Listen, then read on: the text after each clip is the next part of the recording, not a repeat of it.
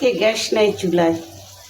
এখন আমি ভাজতেছি দেশি পোয়া ভেজে তারপরে এইটাকে মশলা দিয়ে ভুনা করব। দেখেন একটু একটু গ্যাসে আমি ভাজতেছি। এই মাছ অল্প গ্যাস যদি থাকে, আপনারা দেখতে পাচ্ছেন গ্যাস লড়তেছে না। অল্প গ্যাস থাকলে তাওয়ার মধ্যে আপনারা একটু লবণ দিবেন, তেল দিয়ে একটু লবণ দিবেন। লবণ দিলে মাছটা ভাঙবে না, তাহলে মাছটা সুন্দর মতো উঠে যাবে। দেখেন আমার মাছটা এত নরম মাছ।